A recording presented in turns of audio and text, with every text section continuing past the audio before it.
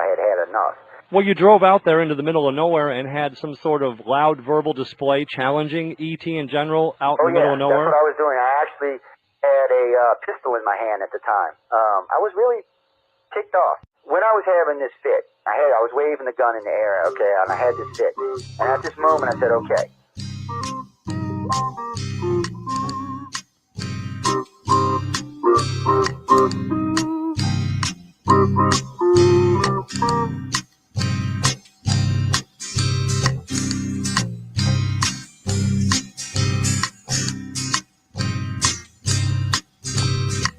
He was a Louisiana man named Montaldo. Folks around called him Six Gun Joe. Worked with ICAR, don't you know? Investigating UFOs. Out for a drive with a gal one night, they stopped to check out the reporting site. When an alien lit right there on the ground, he commenced to throwing his weight around. Now, old Six Gun didn't take too kindly to that kind of thing, especially without Vaseline or anything like that, Seriously. Well, Six Gun looked that critter right in the eye and said, "Any last wish before you die?" Yo, reached for his gun, quick as a twitch, and said, "Fill your claw, you son of a bitch." Now a legend spread across the land about this pistol-waving man. But if you're from space or from Earth below, you don't give no lip to Six Gun Joe.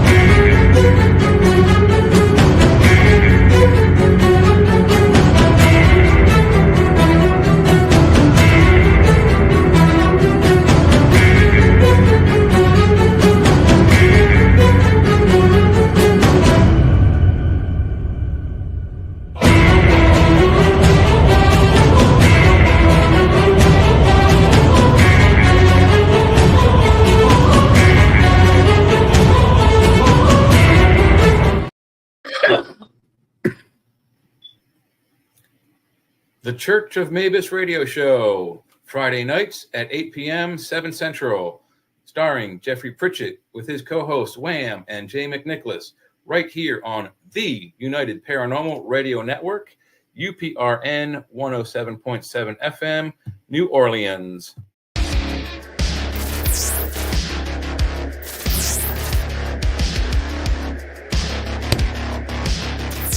Welcome to Negotiating Happiness, the show that helps you find happiness, success, and balance in your work and life. I'm Adriana Fiestro, your host for this journey into entrepreneurship and personal growth. We're broadcasting live on 107.7 and 105.3 FM in New Orleans as part of the United Public Radio Network. We explore the latest strategies, insights, and stories from successful entrepreneurs and experts. From managing stress to building a thriving business, we've got you covered. Hi, I'm Brittany Ashley, your host of Breaking Norms, Building Dreams, your guide through this transformative journey in both business and life. This is your place crafted for dreamers, doers, or anyone who has been told they can't. Get ready as we challenge those narratives together. You're tuning in live to the United Public Radio Network, airing on 105.3 and 107.7 FM in New Orleans. We are streaming on all the popular platforms every Monday at 3 p.m. Eastern Standard Time. Join me for a candid and thought-provoking conversation celebrating your unique journey because you are worth it. Good evening and welcome, everyone. Hey, Heidi. I apologize. This is kind of a rush show. I got home a little late, and Joe is on the road. So he will be here in about a half an hour, 30, 40 minutes. And we will have an open mic discussion about anything UFO paranormal that you guys want to talk about. So send your questions to the chat rooms. I can't see if you're on Joe's friends list because I don't see his friends list of people who send him messages, unfortunately. So you got to put him in the chat room and I can see him. Hey there. Sean Kelly, my buddy, also on the show, will be coming in about 10 minutes. And I know he's got some good questions. So before we get involved with that, you all may not know much about me, although I've been doing this show for the last, 4 years or so, I think. And there is Sean. Let me put him in the queue. Hey, Sean, how's it going? I'm doing good, man. How about you? A little flustered. Got here a little late and rushing to get things done. I will tell you this, Go ahead.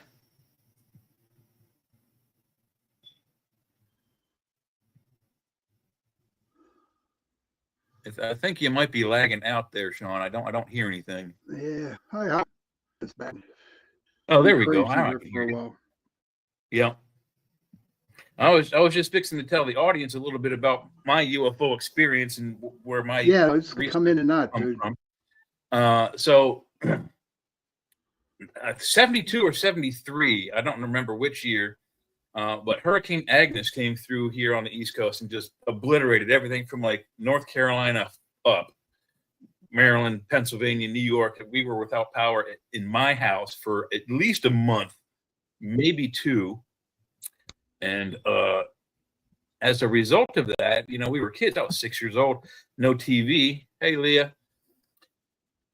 We found some of my dad's books, and in his collection of books. Hey, Liam. Hi. Hey, William. How are you, buddy?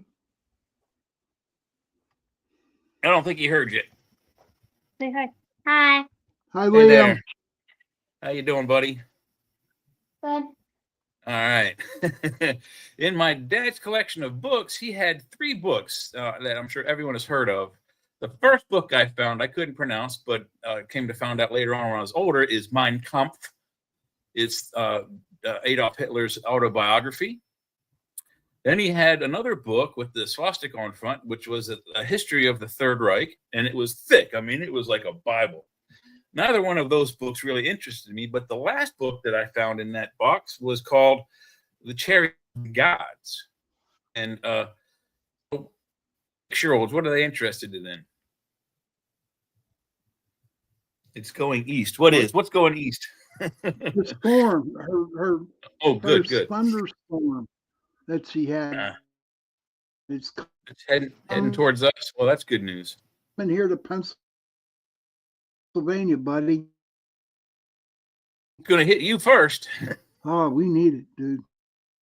We could probably use a little bit of rain here. Yeah, absolutely. Need it. But I gotta ask you, Sean, what is a 6-year-old interested in? 2 books about a Nazi dictator, or a book about chariots, and a book about gods. Which one do you think would be interesting to a 6-year-old? Chariots, buddy. Chariots and gods. So those, I looked through that book. I didn't read it. I was 6 years old. I mean, what does a 6-year-old want to read about, outer space and things? But I did read that book, and I have read it. And it's probably the only book I read more than 5 times. Probably on the order of 10 or 15, probably. Really? And I'm not a reader. I'm dyslexic, and reading is very difficult for me. But I read that book more than 10 or 15 times. And I started when I was 11. Reading that book started my journey in the UFO paranormal research. Well, my HD in reading, this is God's on truth, buddy. For me, okay, I'll read the first 10 pages of the book, and then I'll read 10 pages in the middle, and the last 10 pages of the book. That's how I read. That's a really cool idea. That's how I do I've always, when I've read like a novel or a narrative, like I've read some of the Star Wars books. When I read a book like that has a story to it, I go to the last page and I read the very last sentence just the last, not the last paragraph, the last sentence. And then I start from the beginning. And while I'm going through the book, I'm trying to figure out in my head, what my mom does. How do we get to that last sentence, right? Yeah, it's tough. But so, yeah. So yeah, my mom does that first. My mom will read the ending and then do. I've never been able to figure out how to get to the sentence you read, but I mean, it's just a thing. Oh shit! I forgot to send Steve the link. Hang on a second here. Heidi just said I'm back. That was odd. YouTube closed out. YouTube's closed. You have it under UFOs in the other one, buddy. You don't have the paranormal one. I'll get it. I'll get it for you. Yeah, if you can add it, yeah, we'll just pop in late. I'll get it. Cool. Yeah, I got here late, and then Joe is on the road. Joe's coming from New Orleans, and he's probably about 30 minutes from home. So he'll probably, if he does join us, it'll be within the next 30, 40 minutes. But I had to, rush home, and then Mother Nature called, so I couldn't come in right. So I got here right at like a little after 7. I had to go to the bathroom. Then I popped in here and had to set up everything real quick. And so I don't even know how many destinations I put up. Probably only put 4 up there. So if you want to fill it up, go right ahead. Yeah, you did. No, Heidi. Yeah. Heidi, I just put it up. It should be on now.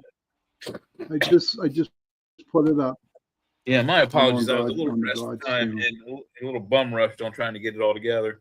But we're here now, so that's what matters. Yeah, but it's on UPRN. Okay. So that's how my journey started, was with the hurricane and finding that book and then reading it, I don't know, 2 or 3 years later. I think I read it when I was 8 or 9, but I didn't really start understanding it until I was like 10 or 11. But that book always fascinated me because when I did look at it the first time, and I was a 6-year-old kid looking at this highbrow stuff, okay? So I just was really looking at the pictures, okay? There's a lot of pictures. And there's one picture that's from Guatemala of it's a stone on the ground, and it's a fairly large piece of stone, but it's not, I wouldn't say it's more like it's the size of make a coffee table size piece of rock. And carved on this rock is a gear. Now, I wasn't really a geek yet, I guess, but I liked watches, and I always have like mechanical things and things that have gears in them.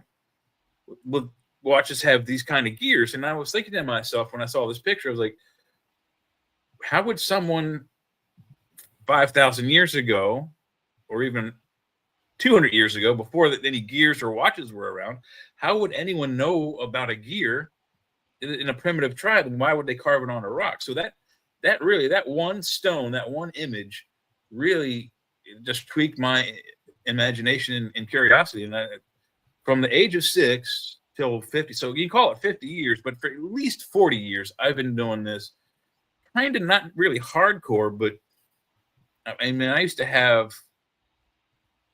had at least one full bookshelf of only books on UFO stuff, and all of that's gone. I saved a few, choice books of friends of mine's, like Philip Coppins's book and a few others, but that's really what got me started. One stupid picture. Hey, Chad, how you doing? And it started a kid on a journey that went 40 some years, and now here I am talking about it with millions of people. So it's a pretty cool thing. So how about the same thing for me? Would you want to tell us what it is that sparked your interest in this crazy world of the paranormal? Oh my God, yeah. Back in 2006, I took a trip up to Gettysburg in February. And very cold. Oh, it was cold. Trust me, it was cold. And I went on one of them ghost walks up there. Oh, nice. Chris Jacobs? Oh, I don't know. That's a long time ago, dude. I'm lucky I remember yesterday. You know what I mean? But what happened was the very next day, I was real intrigued by the ghost tour.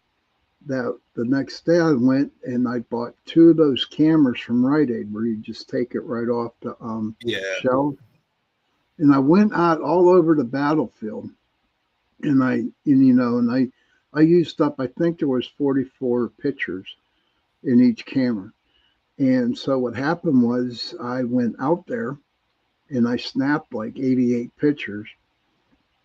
And I was so excited that I took them back to Rite Aid to get them fixed. In fact, I spent the next day up in Gettysburg waiting for them to come back. Okay. And when I come back, I think out of 88 pictures, I got 2 orbs, and that was about it. Oh, wow. That's cool. But from that day on in February, I was hooked. I was really, really hooked.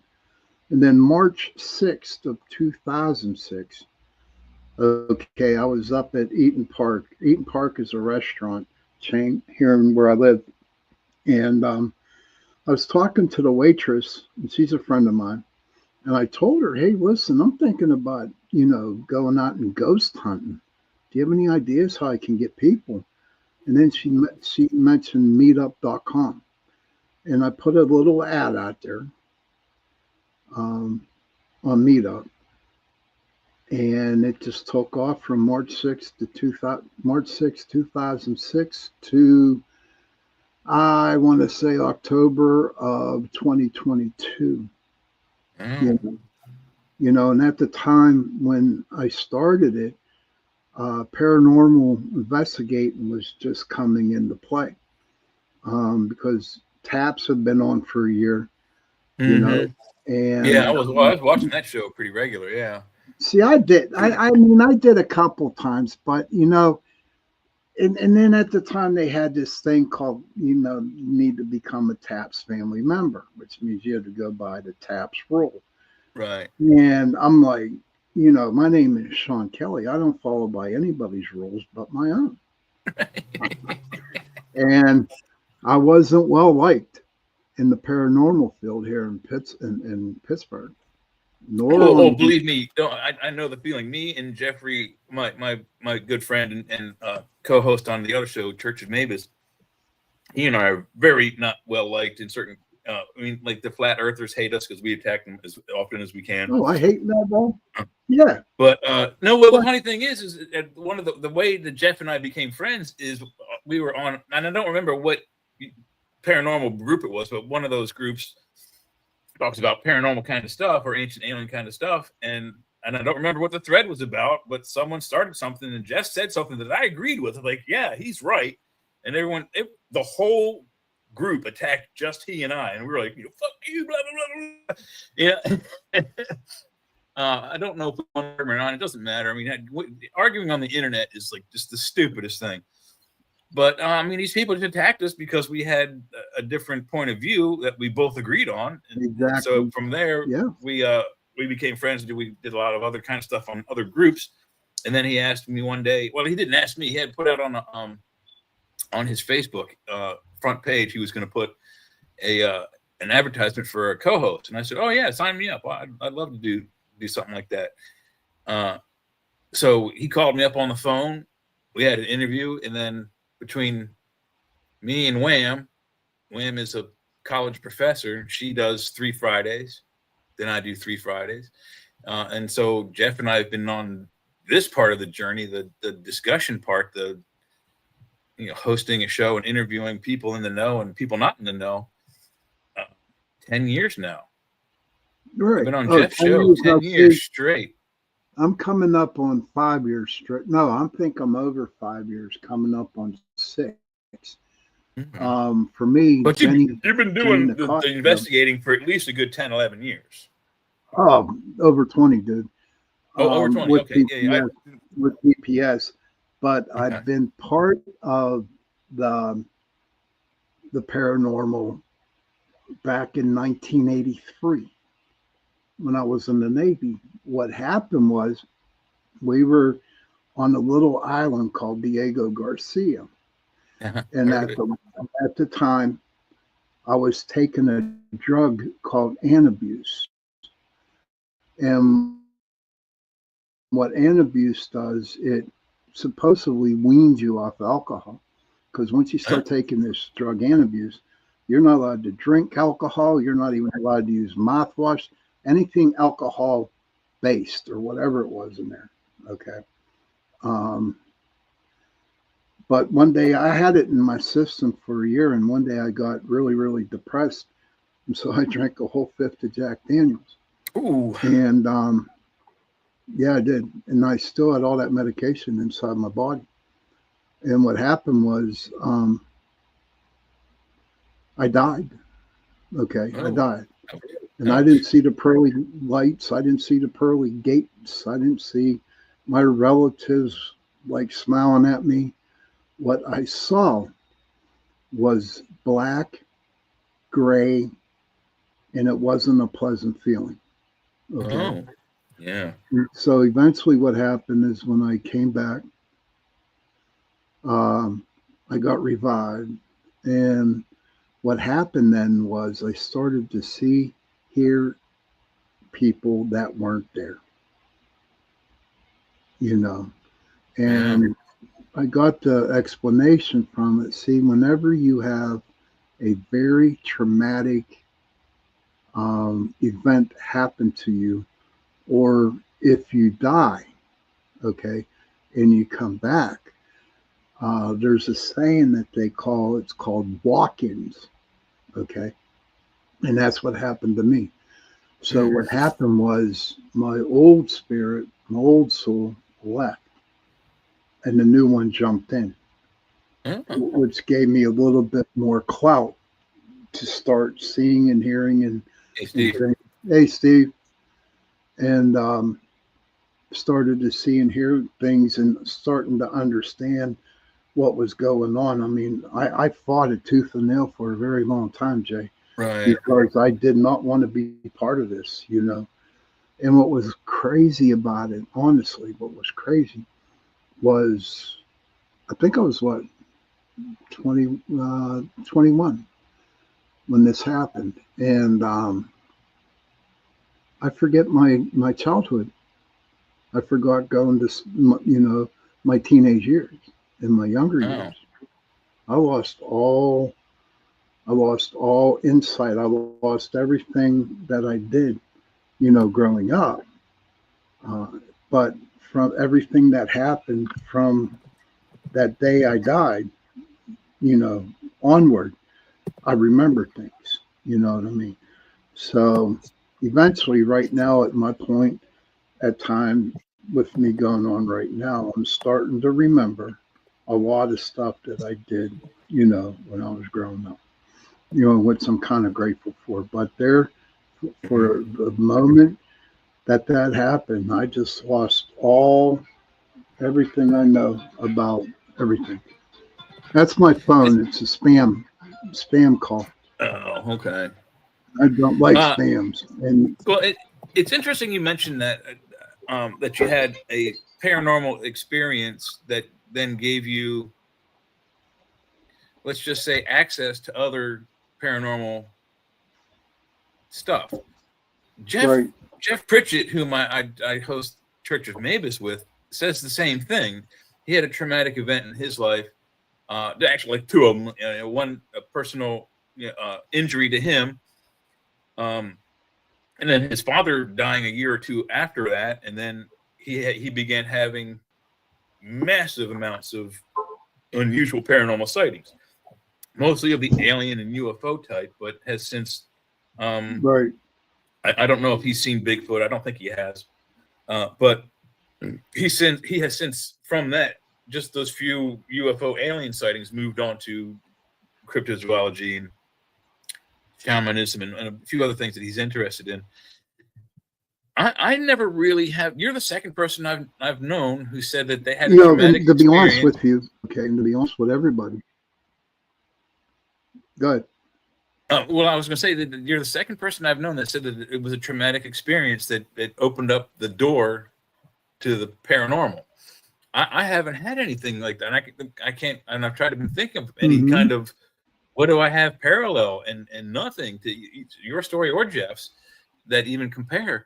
But I mean, I saw a UFO early on when I was probably between 6 and 11. Right. So right after I found the book,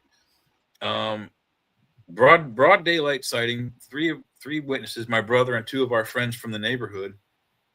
The next one after that, I saw my friend and I saw two it was weird. It was like a purple light and a yellow light that went right across the sky, like straight, not up, not. I mean, and we were eating sandwiches at the end of a road near my house before we went out to go drinking, and we were looking at the same thing, and with this, we both went like that, and then he looked at me and I said, "Did you see that?" He's like, "Yeah." The purple and orange. He's like, "Yeah." And that's all I always had to say about it. But what was it? I mean, it looked like two, like lights, not lightsabers, but blaster shots from a Star Wars gun. One was purple and one was orange, and they zipped right across the sky. And my friend and I, we mentioned it like that, and then we drove away and got drunk. So, Okay. but I can't think of any traumatic things that opened up my perception to these. I've just had them. When I was, I think it was 9 or 10. This is 70. It was the same year that the movie Man, Myths, and Monsters came out. Was narrated by Peter, the guy from Mission Impossible, Peter Graves. That's when I saw Bigfoot. It was when that movie came out. I saw my first Bigfoot encounter. The main, like, really, it was literally it was probably the first time I even heard of Bigfoot. But we went and saw this movie, and that Thanksgiving later on that year, I saw Bigfoot 10 feet away. Well, I smelled him first, then I saw him, and then he saw me and he screamed at me. It was kind of freaky. That's cool. Heidi, that's pretty cool that you got those numbers. There's a lot of changes going on. And Heidi, for me, the changes are doing okay, I guess. I don't know. But numbers and things have a lot of coincidental. Well, not coincidental, but synchronistic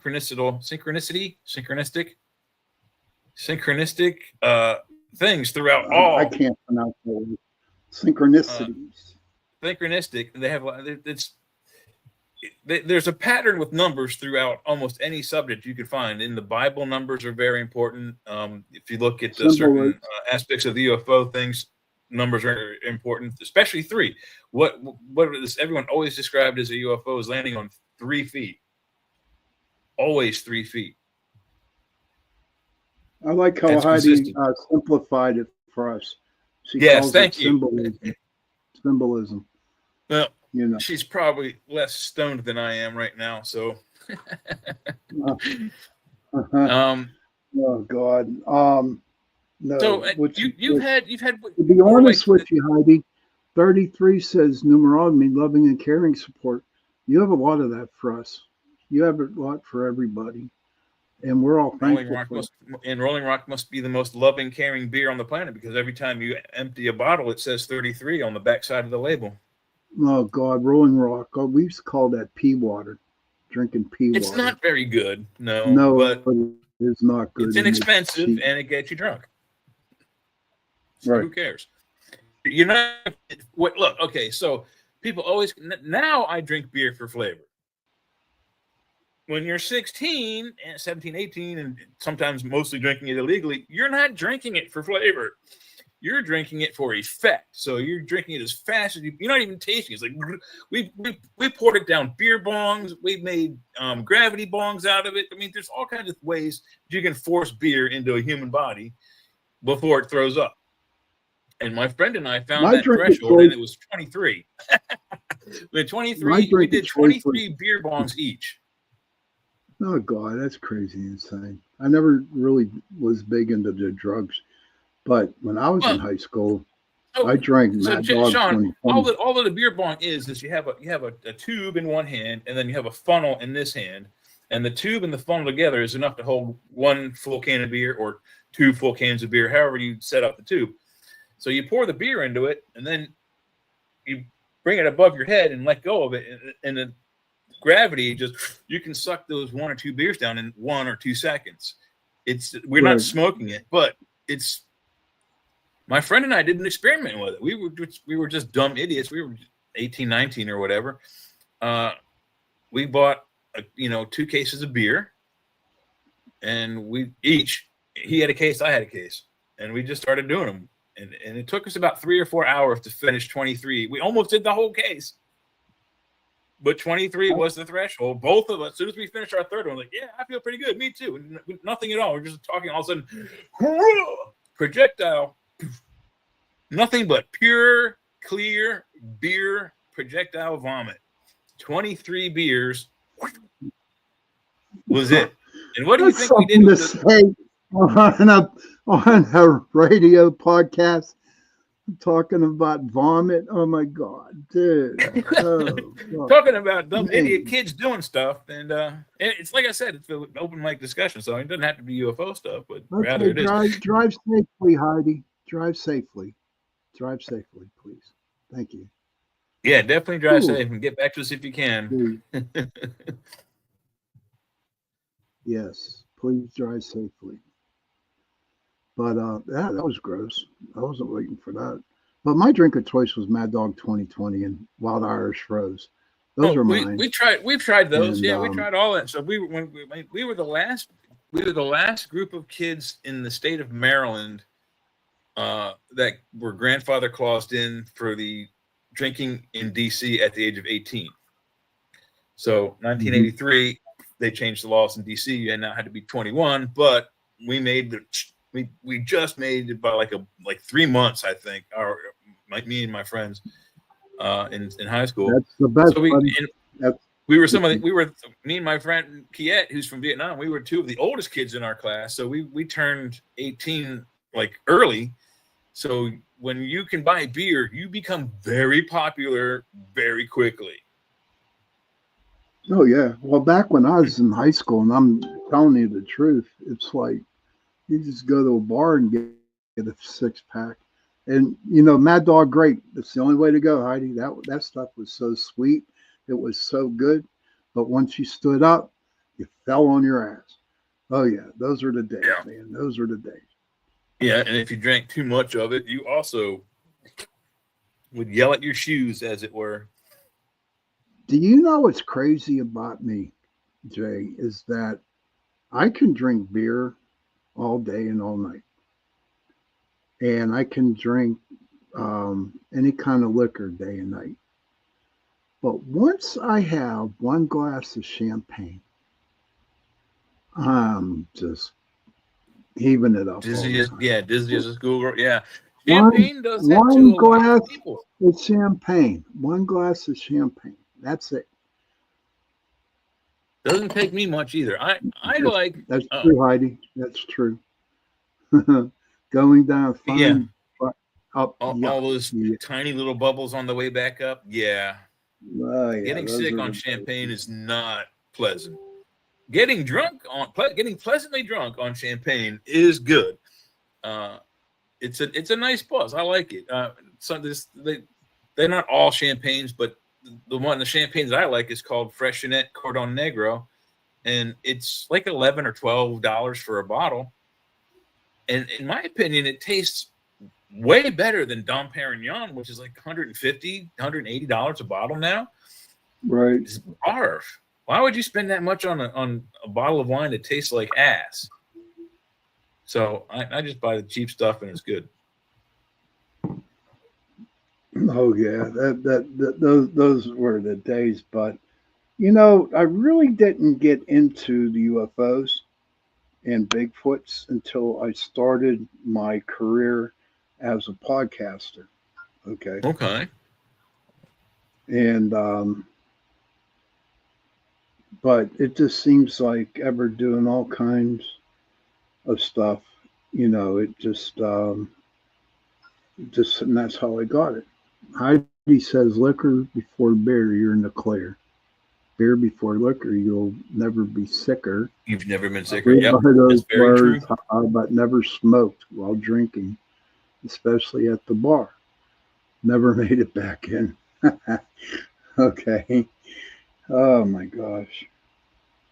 I don't know. I'm getting all kinds of messages on my phone here. I'm sorry about this. No worries. Miss Blackmore has joined the discussion. Who? Miss Blackmore. Oh, I Miss Fillmore, the black kitty. Blackmore, the kitty cat. Yeah. She came up to say hello. So what experiences have you had besides the voices? Have you seen Bigfoot? Have you seen UFOs? I seen a UFO one time, and I was headed to work, and it was like 5 a.m. And so I'm coming down this one road. It's called Scott Road, and I happened to look out, and Heidi loves Miss Blackmore. Yeah. But he's pretty kitty. So it was about 5 o'clock in the morning, and I'm looking up in the sky, and I saw this big ass circular type of round thing hovering over a house, right? Mm-hmm. And honest to God, dude, it looked like the USS Enterprise on Star Trek. Yeah. Heidi said she saw a baby bunny right by my car in this morning, saying, "Cool." Yeah, they're getting ready to make more bunnies before winter comes. That's why they're so active so early. Man, I go to my car at night or my truck in the morning, and there's like about 20 bunny rabbits in my backyard. Really? Yeah. You must not have a cat.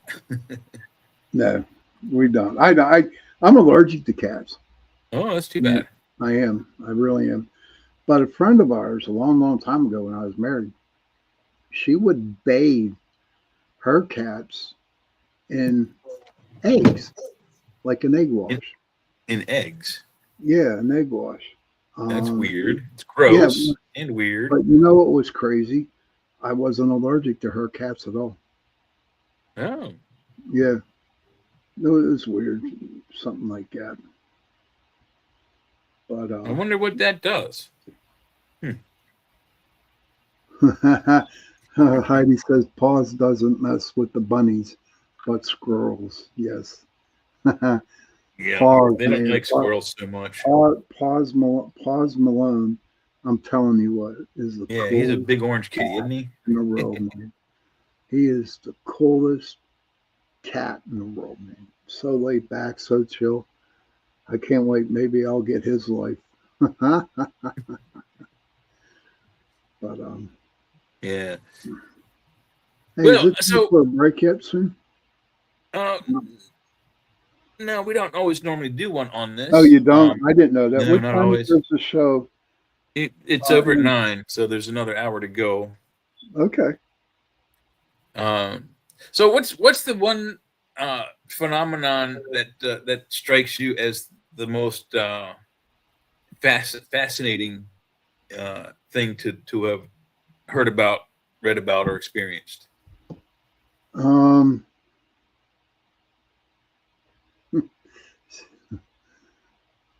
Oh, she loves us too. That's cool. I think he's talking about the cat. Her cat loves us too. Oh yeah, absolutely. Oh yeah. Phenomenon.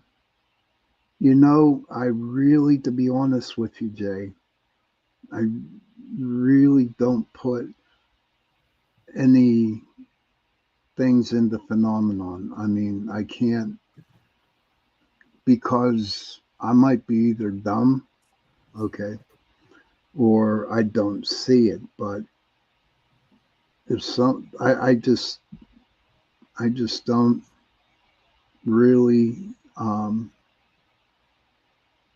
know about any phenomenons, you know, except with you guys telling me that Mars exists, and I don't believe Mars exists. You know what I mean? And then like millions and billions of galaxies out there in the universe. It's real. It's hard to put my mind at it, you know. Trust me when we talk about it, and I listen to you and Joe. I'm really, really learning. And like we talked at one time, sometimes I get so lost, you know. So to me, it was a lot easier to do a little bit more deep diving on Bigfoot and cryptids and stuff like that. in this space, because by just listening to you and Joe, there is so much out there that, man, I just really, really cannot comprehend. It's all worse than that's an out there. onion. It really the entire paranormal field has so many various different fields of interest that it's worse than an onion. There are so many layers. It is, and all layers run so deep. You know, like 1972, 3, 4, 5, somewhere around there, when I first heard about Bigfoot. You know, and I wouldn't call myself a researcher, but I was interested in finding out more. So I kept on looking into it. And even after I had seen my Bigfoot, I was still looking into that phenomenon for a while.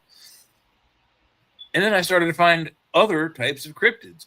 Now, back then, we didn't really have, and I think the Mothman was a thing. See, the Mothman was a joke, to be honest with you. And well, but it was still a thing. I mean, it was 1960s or something like that. But you know, I found 5 or 6 or 7 other different types of cryptid creatures. There's a thing called Mokele Mbembe, and this is in Africa, and I think this creature is like it's either going to be like a Brontosaurus, or it might be a Stegosaurus, or perhaps a Triceratops. There's been numerous different descriptions of the Mokele Mbembe, and those 3 descriptions are usually interspersed. So whatever it is, if it's a still living fossil dinosaur, that's fascinating. Right. And just think about an extinct creature, a thing that we expect to be extinct anyway, walking around in the deep jungle somewhere in Africa. Where the forest is so dense that it's almost impossible. It's like the same thing with Bigfoot. Right. They live in such densely forested areas that it's near impossible to follow them. And the way Bigfoot moves through their terrain, we cannot keep up. I mean, it's like us trying to keep up with a shark in the water. Without technology, we couldn't do it. Right.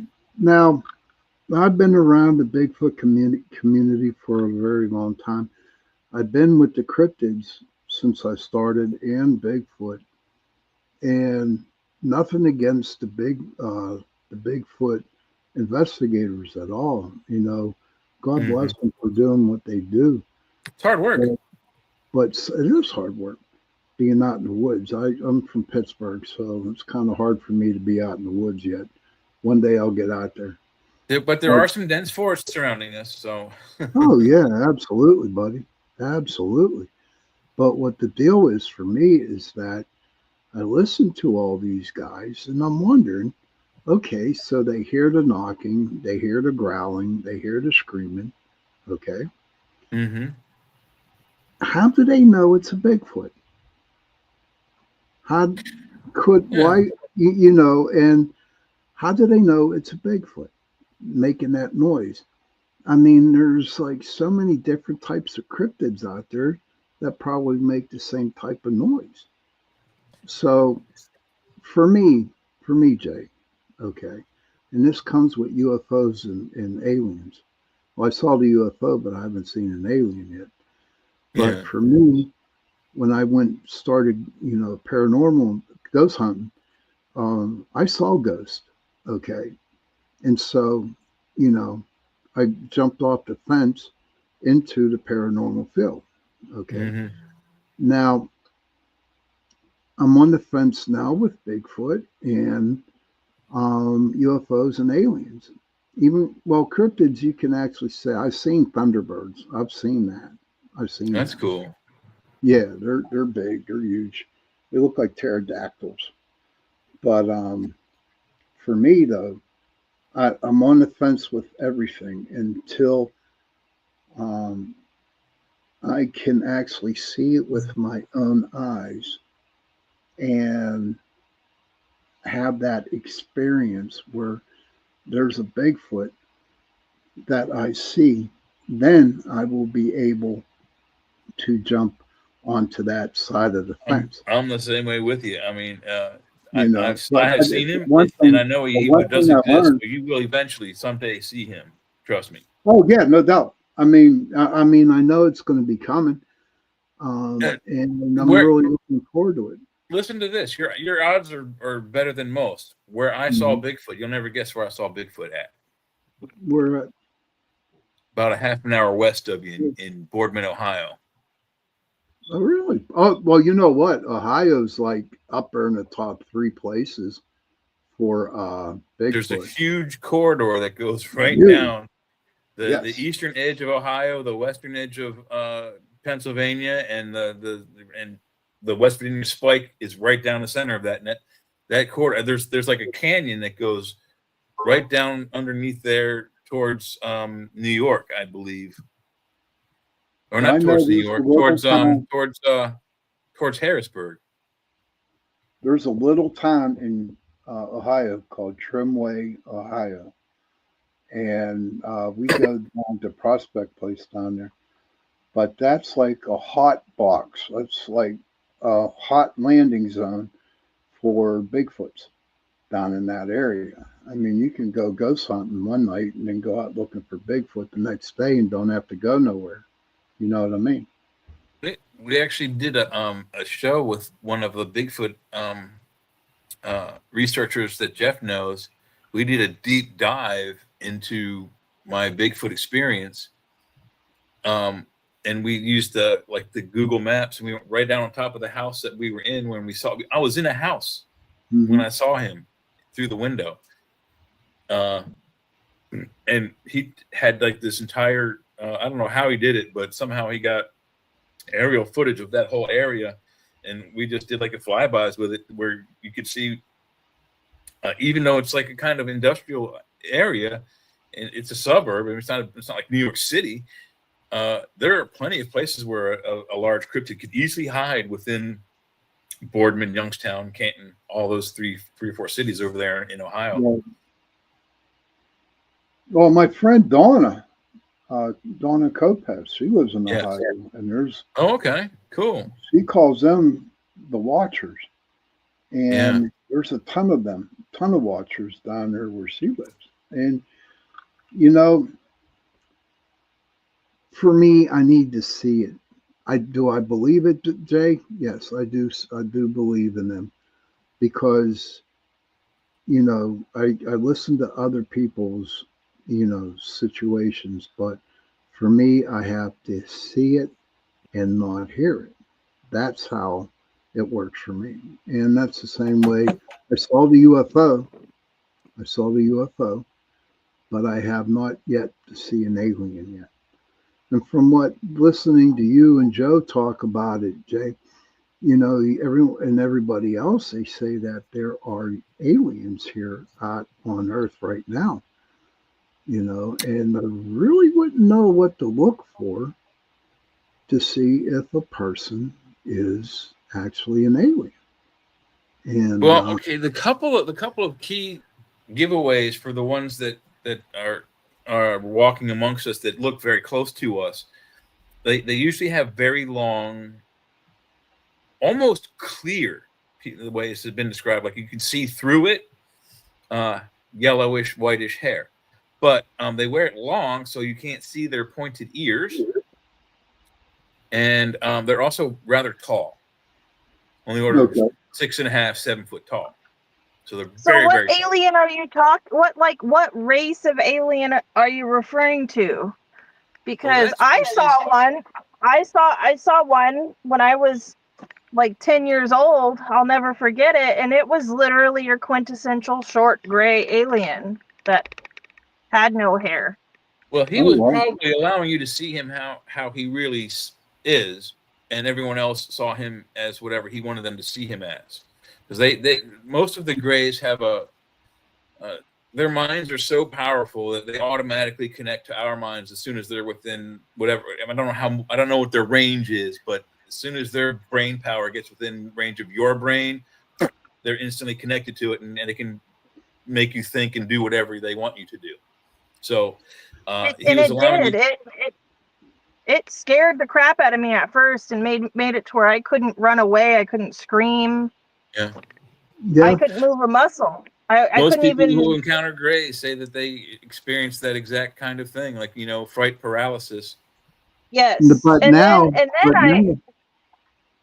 but now, with that paralysis in the metaphysical field in the realm, they call that the old hag theory, where you Yeah. just don't move. It wasn't an old hag. I actually met somebody. He was the dude that came to shampoo my carpets in one of these apartments that I had lived in here in the Quad Cities.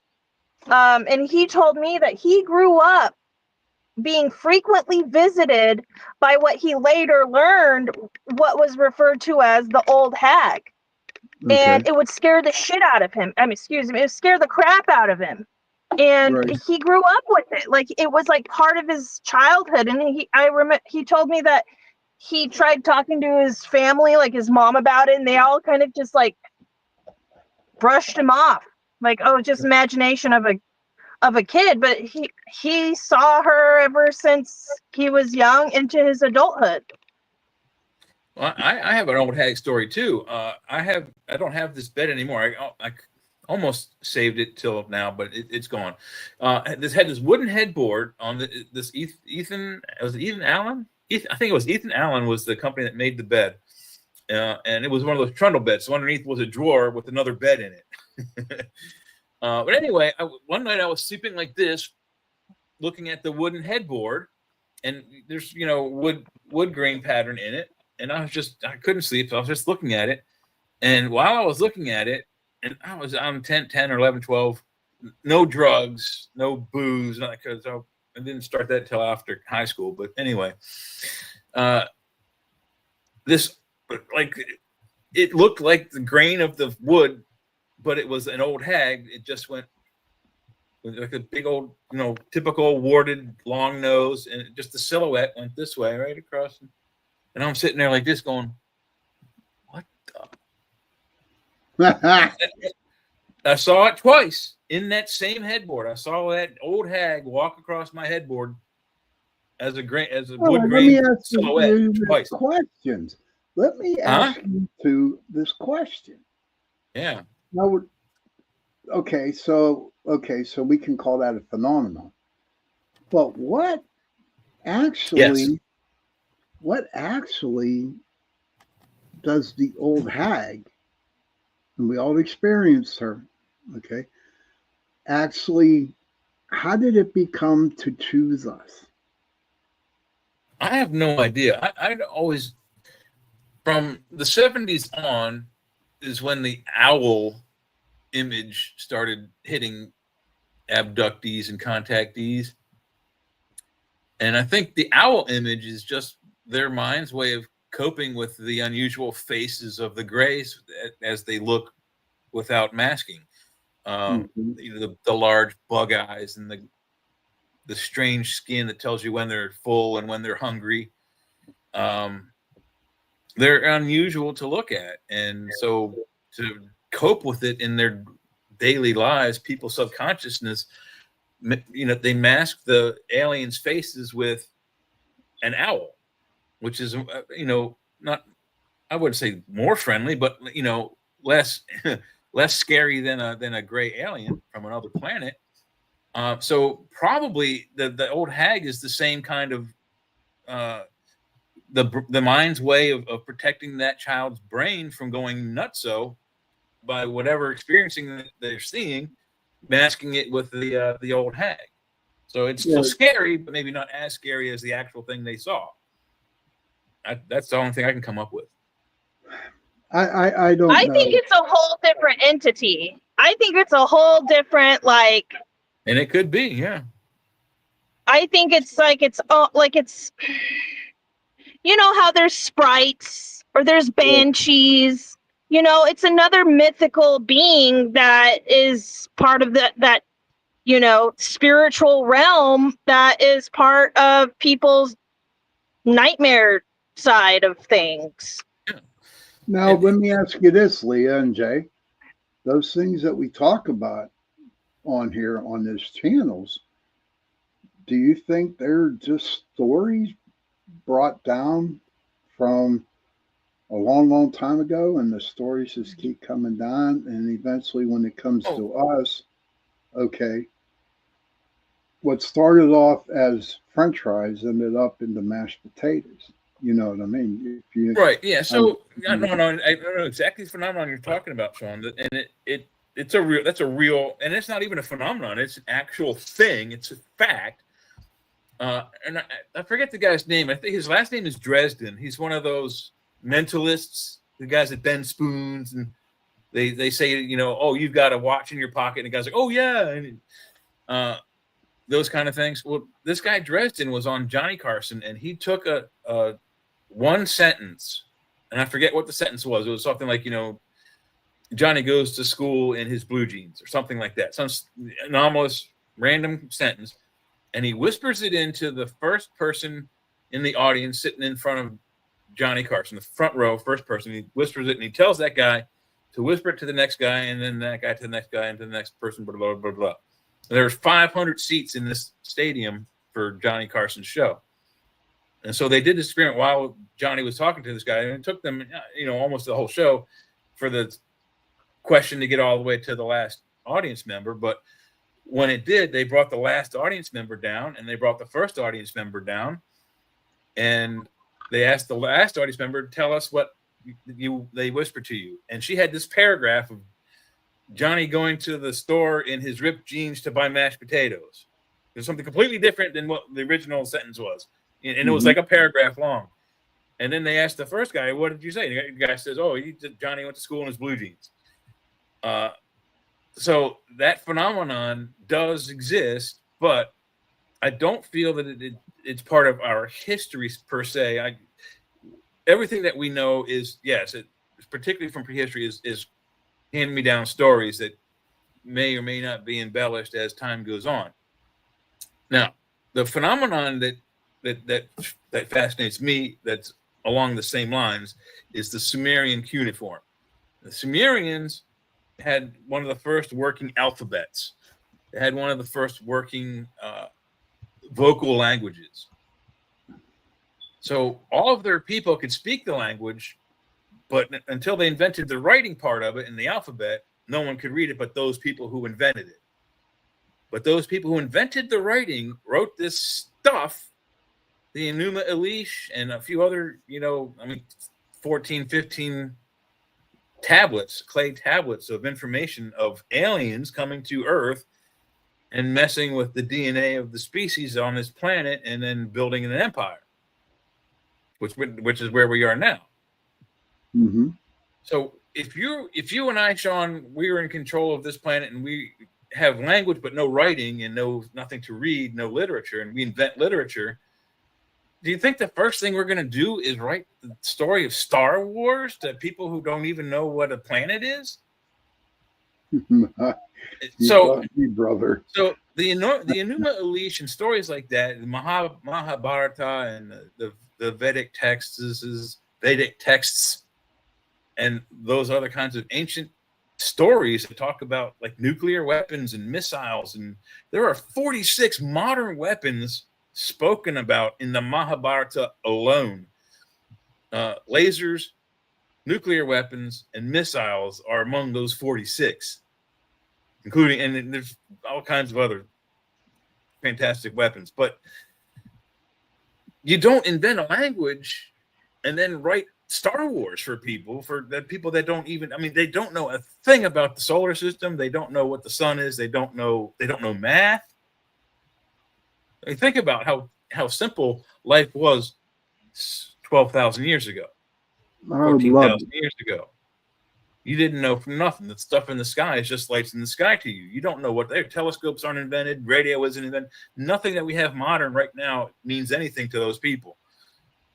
What the hell are they writing these stories about beings from outer space coming to Earth and stealing our minerals and making creatures? Right. It's bizarre. Totally bizarre, dude. Totally. But I believe, for me, and to be honest, I was a little confused there, Jay, when you were talking about that.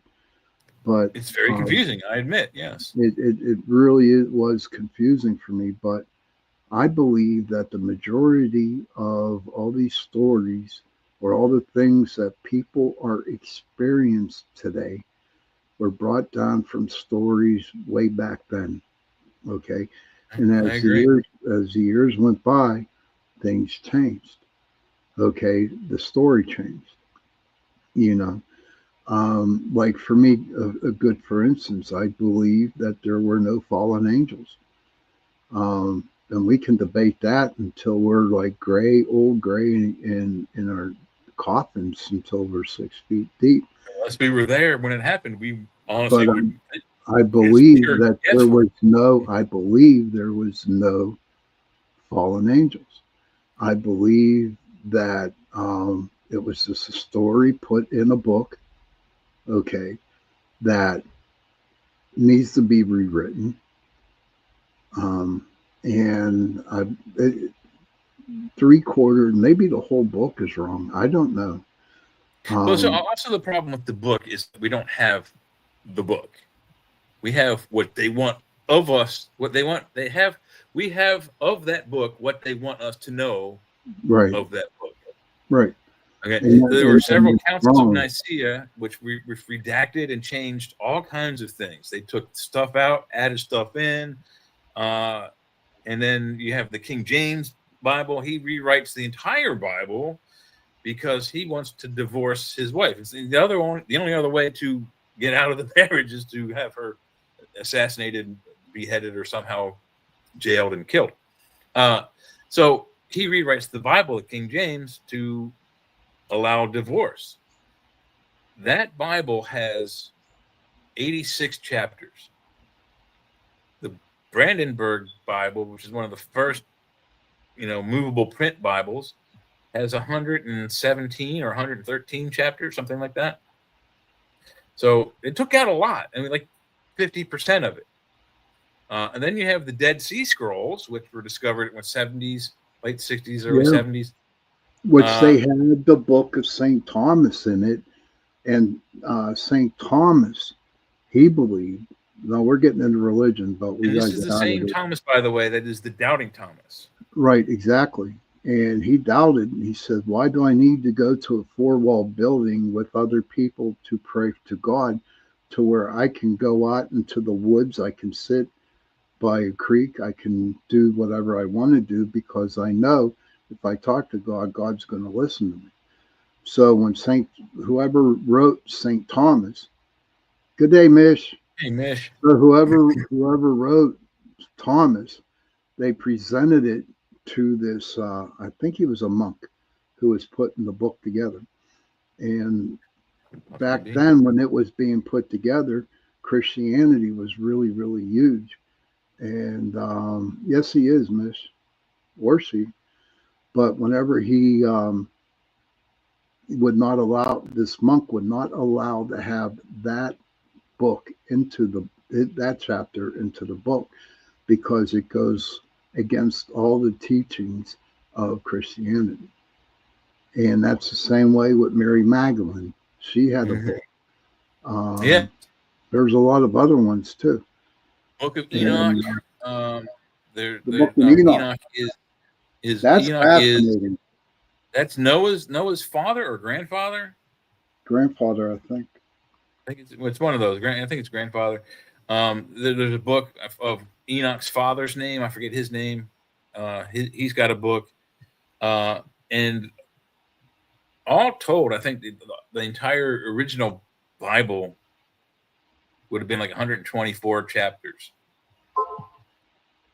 And so see, this we don't have the full story, like you said. That's part of the problem. We have you really can't go by the full story in that book. And as further back you go, we have even further fragmented, stories of history. Atlantis sinking into the ocean on this side of the planet. You've got Mu or Lemuria on the Pacific side of the planet. How do you know the Anunnaki actually came down and told the king's squires what to write down? How do we know that? I have to talk to my daughter for a minute. Are ports flooded during the spicy thunder? Oh my Wow. God. You left. Oh wow. Oh my gosh. So we're gonna get dumped on. No, she left her phone on the Oh no, I table. know. Well, the phone should be okay. Put it in a bag of rice. But wow. Yeah, we're gonna get dumped on.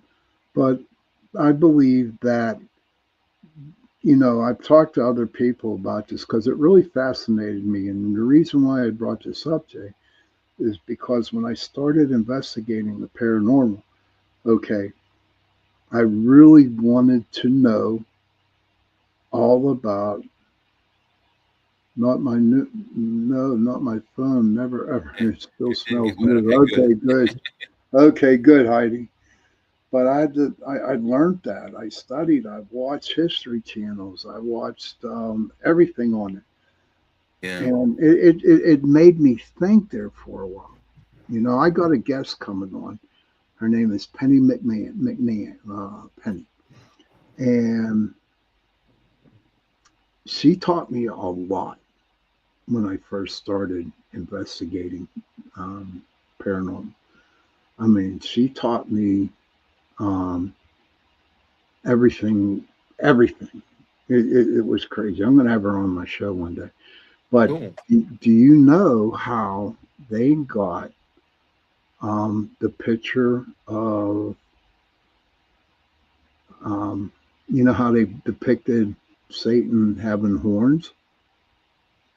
Did you hear that story? Okay. No. It's interesting. Back in Greek mythology, do you remember the dude Pan? Yes, I remember Half Pan. human, half horse, or lamb, whatever. Half goat. Half goat. Or half satyr. So when Christianity decided to come in and try to take over paganism, try to turn everybody into Christianity, right? The Christianity people actually drew horns on Pan, and that's how he got the picture with the horns. Yeah, I mean there's so much in Greek mythology. There's so much into the Wiccan religion. There's so much. It's crazy, Jay. Each year there was always another person put into my life to teach me more about the spiritual side of things, the metaphysical side of things, and it really, really helped my knowledge that I have today from all this, Yeah. Mm-hmm. Yeah, like I said, I've been researching this stuff for 40 some years, and you're like a walking encyclopedia, dude. You are. I've been looking at, like I said, I've been looking at this. I maybe because I'm so encyclopedic, maybe I was a professional researcher. I don't know, but no, to it's me, just it was just a casual thing. I collected. I have every DVD still that I've ever had. I have over 900, and in my collection is a string of UFO documentaries. I don't know how many. I've got a lot of them.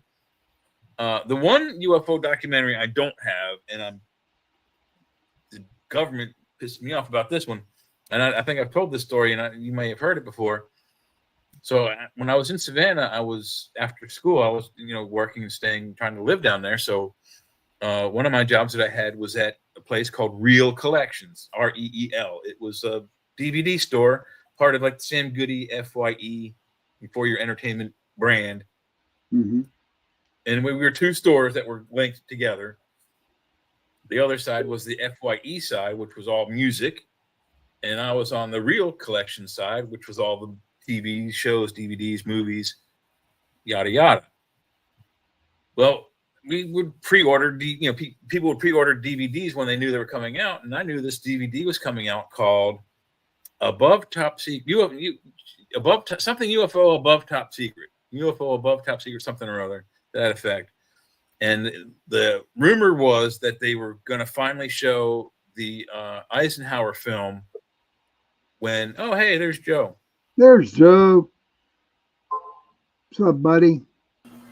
No, I just stopped in to say hi, man. That's all. Y'all are doing a good job. Cool. I just stopped in.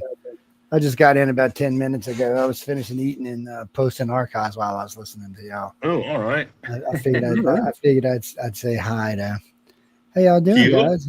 I'm doing great, man. Could be better. Can't be better. Babysitting the UFO Undercover, doing an open mic kind of discussion about the phenomenons that we all have experienced and so on. That's cool, man. I've been listening to a lot of stuff. I was, but I had today and tomorrow is gonna be long days, man. But hey, I'm just glad to be out of the house today. That's all I can tell you. I was cruising. My doctor was all happy. My blood pressure was 112/71. She was like, "Oh, good. That's what she said. She said, "What have you been doing?" So apparently, just riding around. Miss says she thought you were abducted. I thought there for a while I might have been abducted. When you get in the city, it gets a little crazy down there. So. And Heidi was in the dentist for 3 hours. Oh my goodness. Oh, joy, that's even more fun. Well, since we're having all these doctor visits, tomorrow they're going in for a brand new screening, a new CT scan on my lungs. Yeah. That's more fun. Hopefully everything goes good with that. It's funny you brought that up because I talked to a good friend of mine, and she had cancer in her lungs, and they got rid of it. And it went to her liver, and she found out today that it's looking like it's going away. The treatments are working. So good. Cool. She said she's exhausted, but hey, still, I can imagine. I'd rather be tired than dead. Pretty much what she said too. So yeah. But you know what? I'm going in tomorrow with an open mind. You know what I mean? I'm going in. I'm not worried about it. That's how you got to be. And we talked about this, Joe, a while back. I think because they really don't know what is on the lungs because it's oval and it's smooth. It's not gnarly looking like the cancer thing is. I really believe that I even told the doctor and nurses this, that, I got probed by aliens and they stuck something on my lungs. Well, it's interesting you say that because I was talking to a good friend of mine just recently, and actually my stepson had these weird things on his kidneys. As long as that was smooth, and they finally did a test. It wasn't cancer. They still don't know what the hell it was. Right. There are some smooth kidney stones. I forget what they call them. They're not the calcium type. I think it's more of an an acidic type. I think it's uric acid type of kidney stones can be smoothed or polished, but they still hurt on the way out. Yeah, everything hurts. My stuff is in my lungs, dude. It ain't coming out. Yeah, the only way they're getting it out is to take it out. Yeah, if it's growing, they'll take it out. They'll say, okay, this got to go. If it's just not, that's what his was. They looked at it and they said, oh, this could be bad, and then it didn't grow, and they were like, well, obviously it's not. And so here he is 2 years later, and it's still the same thing. They left him there. They didn't take him out. Yeah. And there's some kind of what the doctor said about mine, where it is located on my lung. It's a very delicate operation, what they have to do to go down there and get them out. And I believe that the doctors or the surgeons are afraid to go in and get them because it's a very delicate It might be. I don't put anything past doctors, man, these days, Well, it's weird because this is probably something for the Friday show, but RFK just banned him from using that mRNA for vaccines anymore. He said not until you can prove that it works. Because he said, his words, not mine, that he believes that's why the cancer rate has gone up so high in the United States was because of that fucking vaccine. And whether it's true or not, people don't hate on me. I'm just a messenger. Dude, I'm just a messenger. Don't ban us. No. Ever since I got the jab, okay, my body has not been the same. They got that 6.5 pound tumor off my thyroid. Okay, they got a $50 cyst that was under my armpit. Okay, and I haven't been right since. Ever since I got the job. It's funny because a lot of people tell me that. A lot of people say it's long this, long that. I don't know. Was that Jackie Aliens? Well, how did y'all get my Pal Talk open? It wasn't. I guess it. Oh, it's been open. Oh shit! No, you did. We didn't. I am sorry. Computer. Apparently, I have left it open for the last 2 days, and I didn't know. I'm sorry, guys. Oh. Well, y'all can chat away in there if you want. It's not supposed to be open when I'm not in it, but hey, as long as you're not getting in any trouble, I don't care. It's. I was listening. I didn't even go open that up. I don't. I remember. Yeah. Well, sometimes there's nobody in it. Sometimes there's people in it. I don't know. Usually what I do, usually what I write in there, shows on, would you like to drop a question in for a show, and a showtime is what I put in there. And, that way if people come by and stop by, they can hang out, listen to the show and drop a comment. If they don't want to drop a comment, well, they can, I can't say on this show, but on the other show, I would tell you what you could do, but on this one, I can't. They would be. And then I'm listening to this congressman talking about Atlas today, and he's saying, I don't think this is alien. He said, I think it's just a regular old thing. He said, he said, everybody keeps telling me it's coming to get us at Earth, and every time I see a track, it's going to Mars. He said, I'm a little confused. And so I don't know. It's Joe. Heidi has a question. She says, please. Okay, I've had random vision problems since I awoken. Started this journey, wore contacts since I was 10. Suddenly could not. Random double vision, and have been to a specialist. Well, one thing I'd say about that is I have experience on that. Each person is different, but some people's eyes need more oxygen than others.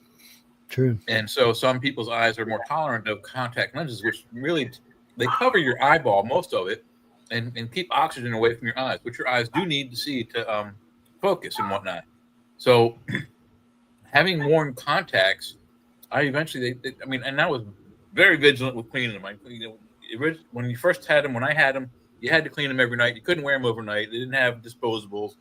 None of that stuff was there. They had just, in fact, recently, when I started wearing contacts, they had only just started the soft contacts and were moving away from the glass and the hard plastics.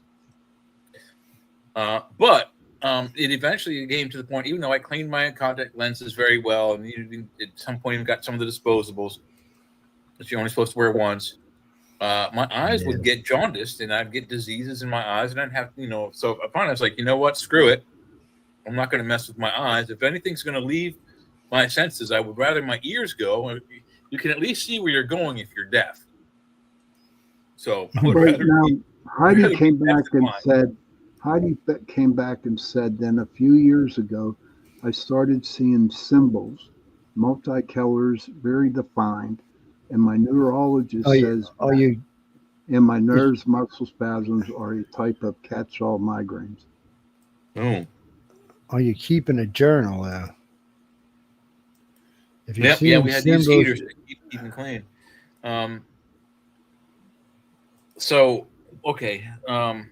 The symbols, is the symbol like when you close your eyes, do you see symbols? Because sometimes I've been able to close my eyes, and whatever light my eyes capture, it'll start to change and morph into various patterns. And some of them are the patterns that you see in the paranormal, realm. So yeah, I've seen those before, but I don't know if it's because of nerves and migraines. I used to have migraines frequently, but then they fixed my blood pressure meds and they went away. But as far as the symbols, if you remember Battlestar Galactica, they had a patch on one of their sleeves, and it's a series of triangles, blue triangles and gold triangles that make like this big, like kind of a pyramid shape on a flat surface. And if I close my eyes really tight, I can make that pattern appear. I've seen that pattern happen many times, but what is it? I have no idea. Well, you have to keep a journal if you're seeing symbols. You have to. Yeah, or faces, yeah. Anything like that, you need to keep a journal because it might be something else. Could be a message, could be any damn thing for that matter. Could be a download, could be an upload. Yeah, it could be a download, could be a key for a download. Mm-hmm. So it's always good to keep just keep the just keep writing them down. You'd be surprised. So when I starting a journal we're talking before the sun even rose. I still got it, by the way. It's somewhere in the house. So I started writing it down. I'd write down every morning. I'd remember something. Every day I remember anything weird. I just write it, fill it. And most of it just didn't make sense. And then one day, we're talking about 10 years into it, I started reading through it because the other stuff I had learned, and the son of a bitchin' thing actually made sense. I was like, uh-oh, and it made a lot of sense. Matter of fact, I even learned how you could make an engine, nuclear-powered engine, that you could use to thrust in space to get close to the speeds of light. Now, don't get me wrong, I know a lot about science. I got a bachelor's in science, I got advanced avionics and electronics, but so this was different. So, I had heard theories about taking a reactor and overcharging the reactor until almost to the point it exploded, and then using like a release, just basically open a door and releasing the compression out the back. That could get you over speeds, half the speed of light, 3/4 the speed of light. So as I read, I started understanding more and more and more about how this thing works. So a good friend of mine who's a theoretical physicist, I sent it to him. And he writes me back and he goes, well, who did you steal this from? I said, it just popped into my head over the last few years. He's like, Joe, this is really advanced science, dude. He said, and I know you got, so I understand your degrees and all. I said, but this is really advanced science. He said, did you read this somewhere? I said, no, it just popped into my head. He did not like the answer. It just popped in my head, by the way. It was bugging the shit out of him. He's like, it couldn't have just popped in your head. I said, dude, it just popped in my head. I said, you know what? Einstein shit just popped in his head. Yeah. And he's like, I guess you're right. He said, this is pretty serious science, dude. He said, do you mind if I share it? And I said, no, sure, share away. And he shared it quite a few times, and I've gotten, things written back to me and on about it. And maybe one day it'll help somebody push them over the edge, because it was nowhere near what I would consider complete. It was complete enough that you could use it to drive, to push it forward, but it wasn't complete enough where you'd have, the kind of control you'd need to have that type of engine for those types of speeds. And but still, from now and then, every now and then, he'll write me and say such and such seen it, and they were most interested in it. He's still sharing it today, and I was quite impressed that he thought it was good enough to share to people. And this is what he does for a living. This is what he does. He even shared it with Michio Kaku, which was funny, because right after that, I had Michio on the show, and we got to talking towards the end of the show, and it came up in conversation. Yeah, I read this gentleman's theory on this, and it was really good work. And I said, did you see the name on the bottom of the theory? I said, who sent it to you? And I told him who sent it to him. He said, really? And I said, yeah, it was mine.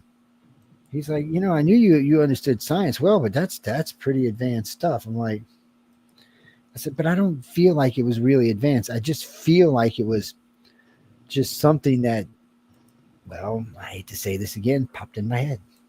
There's nothing wrong with that, Joe.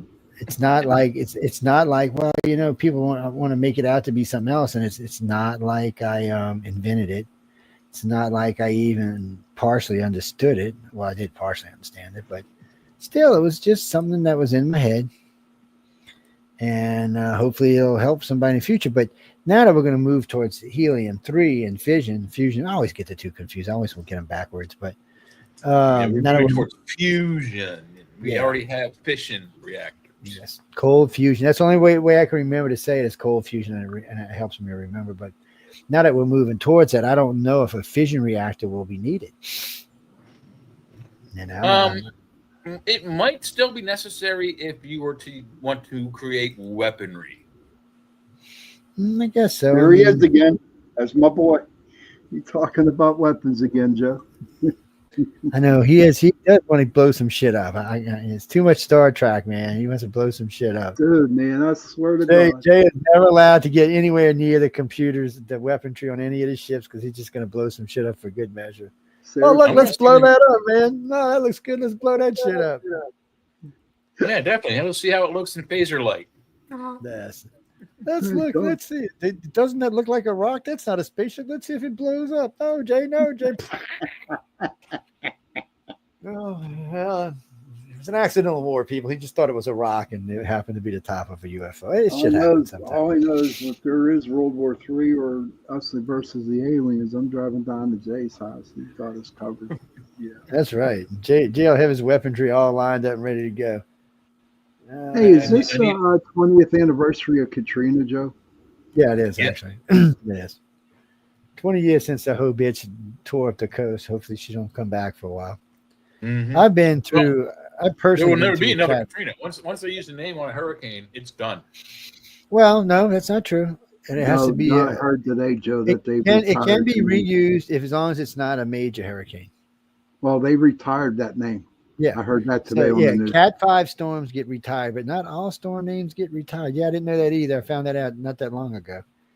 I had seen some names I had seen before, like Isaac and stuff. I'm like, yeah, we've had those storms before. But if they're not a cat, if they haven't caused like death or shit like that, they can reuse them.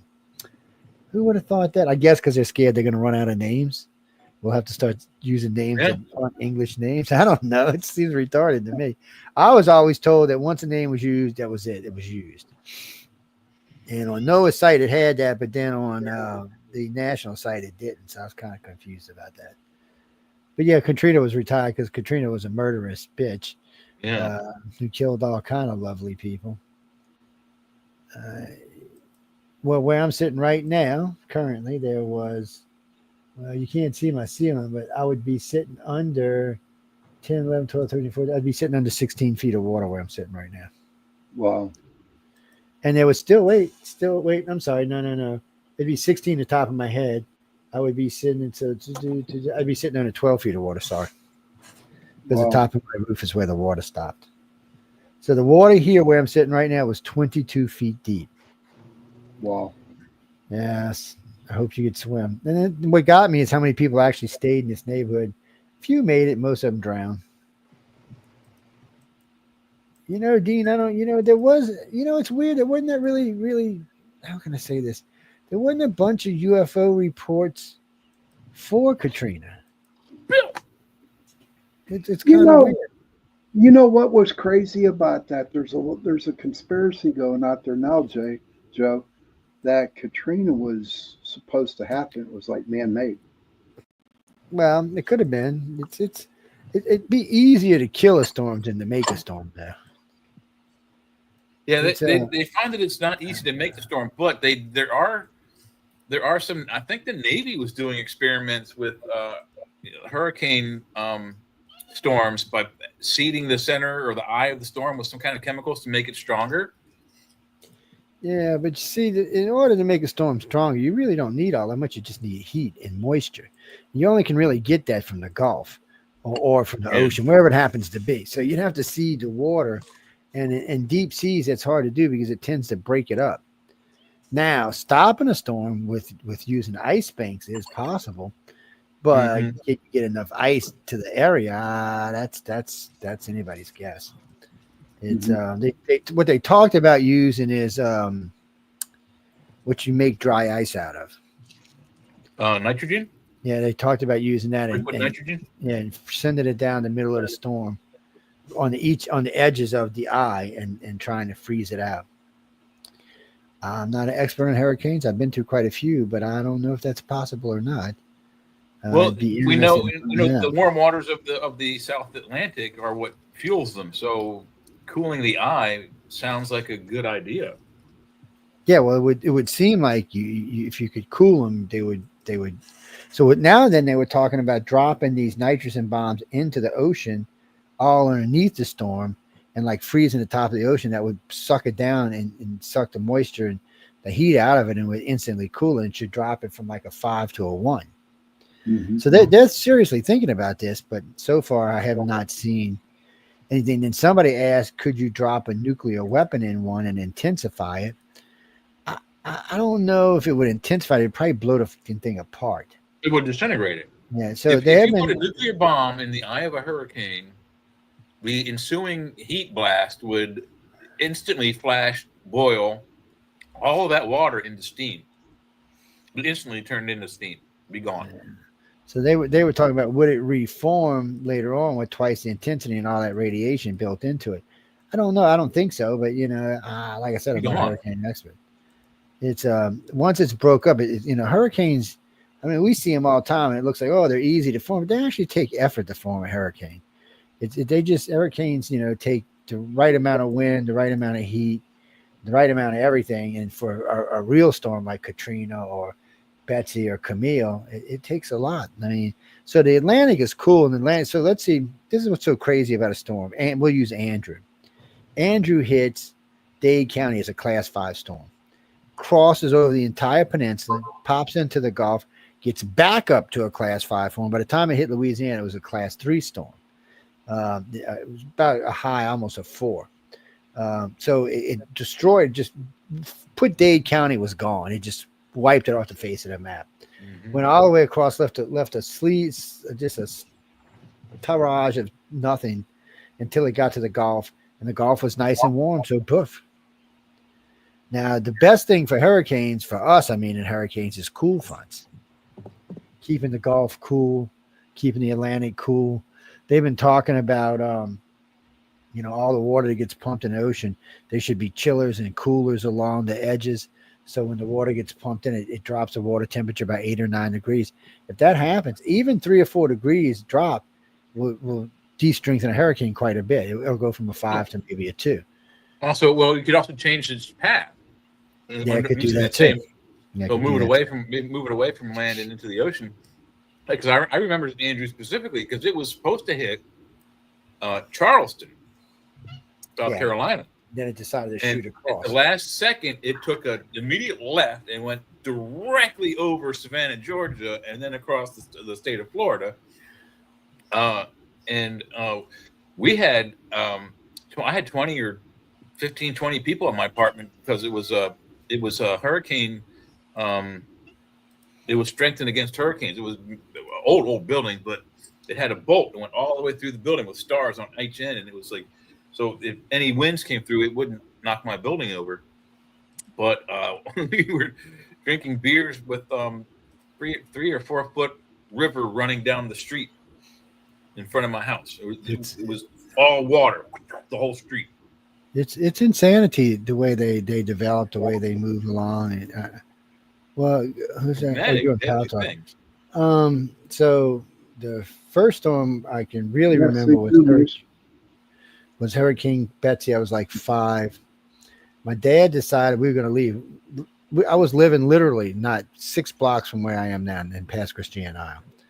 And we were at the camp, and he decided, okay, we're going to leave. Well, we left the road. By the time we hit the road where the bridge is, man, we were in a big white, big Cadillacs with the big fins on the back and stuff, the big tail fins. Well, the wave just caught the car and just picked it up like it was a fucking block. Just whoosh, started taking us out to the Gulf. Well, either we were going to end up in the Bay of the Gulf. I was 4. I didn't really know what was going on. I was freaking out. My mom couldn't swim a lick, so she was completely catastrophic. And my dad was about a little bit younger than the age I am right now, but close to the age I am.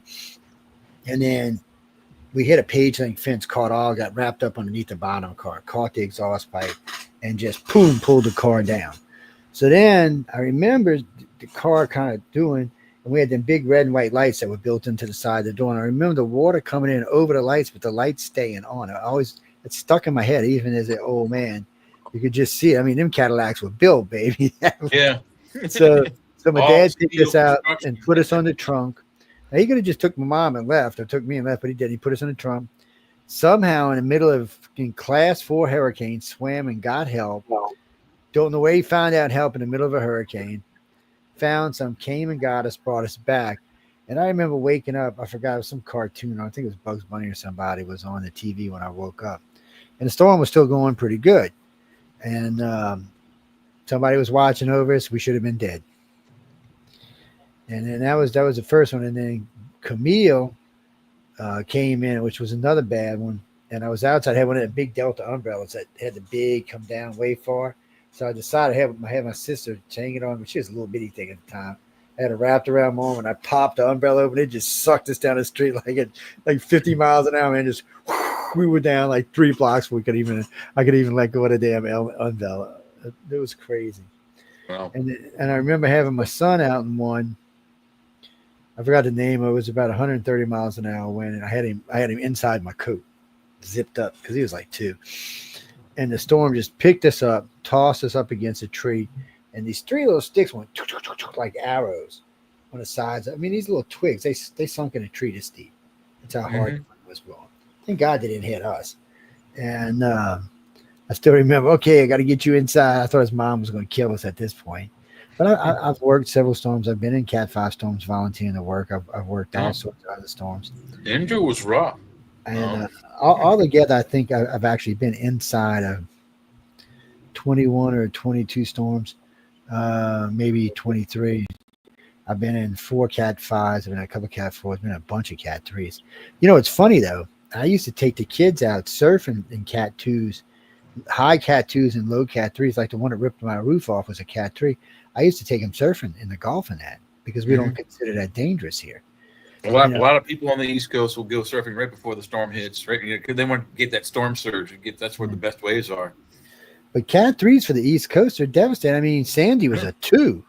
Yeah. And it laid New York to rest. It's funny that we're kind of ending the show on hurricanes because we started the show. It was a hurricane that got me involved in investigating UFOs because Hurricane Agnes came through and knocked out the power for months, and I found Eric Daniken's book in my dad's collection of books. And that's what started me on it. So it was kind of ironic. We started the show with hurricane. We're going to end it with hurricanes because in about 4 minutes, we got to have Michelle's show's going to be coming on. I say we mug Michelle. I say we go mug her show up. Say, hey, what you doing, Michelle? Jump in because we can get in and out. Let's just pop in and hijack her show. How about it? Say, hey, we're just coming to hang out with you, Michelle. What are you doing? She'll fire every one of us. She'll be like, I love y'all, you little blankety. I can't say the language she would use. Get the hell out of my show. Say, but we're just coming to help you host tonight. We thought you needed some guest hosts. Who is your guest tonight? I seen it just a little while ago. It was hold on, I'll find that. I'm on YouTube somewhere. Let's see. Hey, Bill, say hi to everybody. Outer Realm, Mystical Theology. Let's see. Mystical Theology, Astral Projection, Divine Union, OBEs with Marilyn Hughes. Hey, Marilyn Hughes. There we go. Hello, Marilyn. We are coming for you. Maybe we ought not to hijack that one. Her next open mic night, we'll hijack that. We should come in and go, we are mystical. We are coming to mystify you. Dun, dun, dun, dun. He says it's Marilyn Hughes. Marilyn Hughes, yeah, he just did that. Yes, I don't. We'll go. We'll just go in. And Michelle, she invited us. Like, somebody invited your ass, all right. Oh man, she'd be screaming, dude. I can see it now. We love you, Michelle. We should all go in and jump on and go. We love you, Michelle. We love you, Michelle. She kick us to the out like bloop bloop bloop. Yeah. But wait, she can't because we're all hosts. Yeah. She can't bump us. We have the ability to hang in there. Dreamweaver, where you? Oh, you're on. Excuse me. You're on Pal Talk. We're talking about Michelle DeRoche. She's a station manager. You can find her right here next to us. She's actually her music is probably playing right now. In about 2 minutes, she will invite her guest in, and they'll talk and they'll get going. And what do you mean? Oh no, she lives in Canada. She's a Canucky. She's a Canadian. She's a cookie Canucky. Yes. Well, before we go, I did hear a famous politician today talk about that he thought Atlas 31 or 31 Atlas was just a rock. Yes. Very famous politician. I'm not going to say who he is, but you can find it. I'm pretty sure it was a public article. Yes. I was just I was looking at something else when it popped up on my page. When you stream and shit pops up there. We still have three things coming at us. The Atlas, Apophis, and Oumuamua is still coming back, isn't it? No, Oumuamua, she left. Yeah, she's gone. They said NASA said that was some bullshit rumor that somebody started it, and it never came back. And they said it never sent a signal. They don't know where the hell that came from. The signal thing they might be lying about. I think somebody had noticed a movement in Oumuamua, but then they decided no. Maybe it had just turned enough so I could send a signal to 31 Atlas. I don't know, people. Well, because a group of people swear that NASA's got a signal, but this group said that at first they thought the grateful signal. for you too, Heidi. Go listen to Michelle. Thanks, Heidi. They said that the signal was being sent to us, but they said they Grateful for think you that too. we intercepted the signal, that it was meant for the rock. Or what if it was meant for the Black Knight satellite? That's possible too, since That has itself also reoriented itself and basically. Yes, it has. Maybe that's why Atlas 31 ain't coming here, because the damn thing moved and said, "You just don't come too close to Earth. This is our territory. We will vaporize you." What bothers me is none of the other aliens have ever seemed to mess with this thing, and it hasn't messed with them. So, but all of a sudden, the other day, it just turns. It's the first time anybody's ever admitted that it existed, and still, it's hard to get them to come back and say it again. They're just kind of like, "Oh no, we never said that. No bullshit." There's a couple articles out there. You talked about this damn satellite. I don't know, but I'll let y'all take us out since y'all took us in. I'm just hanging. Yeah, I got an outro for the end, and so we will see you guys on Friday. I'll be at Church of Mavis. Sean will be popping in at 10 o'clock with me and Joe at 10 for news on the flip side, and then Saturday. That's that. Oh, we're supposed to have a young lady, Barbara, and I don't have her name in front of me, will be joining us on News on the Flip Side this week, too. Oh, cool. All right. Awesome. So catch us Friday and Saturday. Thanks for joining in, everybody. We'll see you on Friday. Good night, everybody. Good night.